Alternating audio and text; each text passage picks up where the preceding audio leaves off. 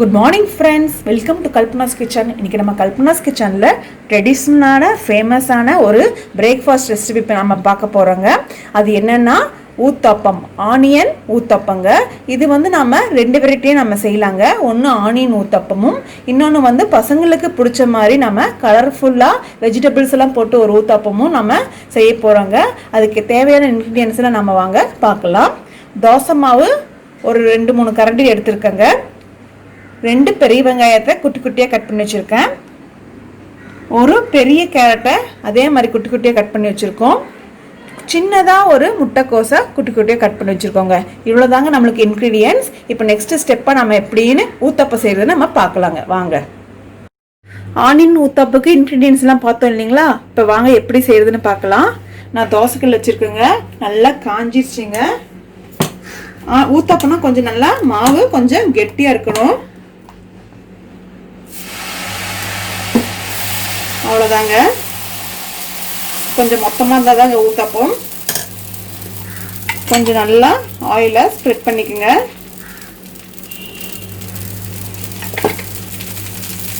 ஊற்றினப்போ இந்த பபிள்ஸ் மாதிரி வருங்க. அது முன்னாடி கொஞ்சம் வெயிட் பண்ணலாம்.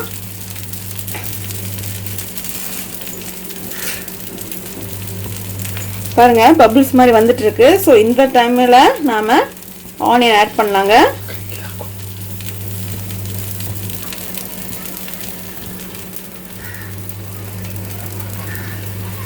கொஞ்சம் எல்லா பக்கமும் பண்ணுற மாதிரி வச்சுக்கோங்க.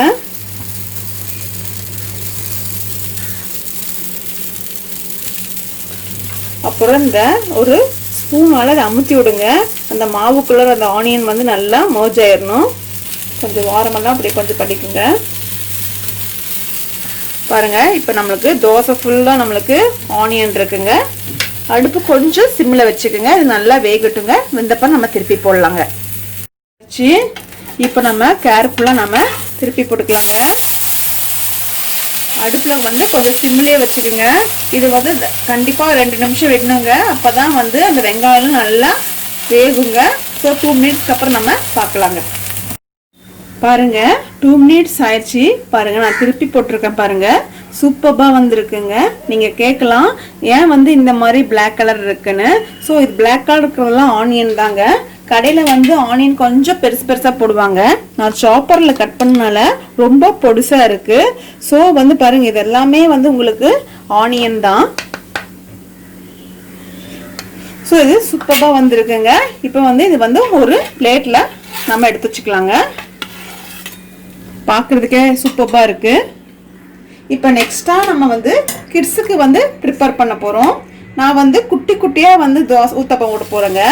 3 ஊத்தப்பம் விட போகிறேன்.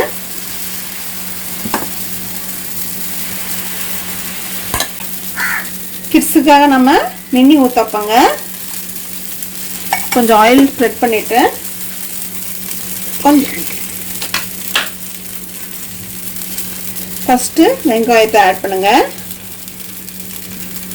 கேபேஜ் சாப்பிடாத பசங்களாம் நீங்கள் இந்த மாதிரி கொடுங்க. ஸ்நாக்ஸ் பாக்ஸில் கூட நீங்கள் கொடுக்கலாம். காலையில் பிரேக்ஃபாஸ்ட் சாப்பிடாத ஸ்கூல் டைம்லலாம் சொல்கிறேங்க. பிரேக்ஃபாஸ்ட் சாப்பிடாத பசங்களுக்குலாம் நீங்கள் ஸ்நாக்ஸ் டைமில் அது கொடுத்தா அப்படியே சூப்பராக இருக்கும். கொஞ்சம் மேலே கேரட். இது பார்க்குறதுக்கே கொஞ்சம் கலர்ஃபுல்லாக இருக்கும்.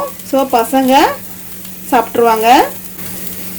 பீன்ஸ் போடலாங்க. பட் பீன்ஸ் கொஞ்சம் வேகிறதுக்கு கொஞ்சம் லேட் ஆகும். அதனால நான் இன்றைக்கி அதை ஆட் பண்ணல. இந்த 3 டைப்ஸ் ஆஃப் வெஜிடபிள்ஸ் மட்டும் நான் ஆட் பண்ணுறேன். இது மெதுவாக அப்படியே திருப்பி போடுங்க. சென்டரில் கொண்டு வந்துடுங்க இந்த அடுப்பு.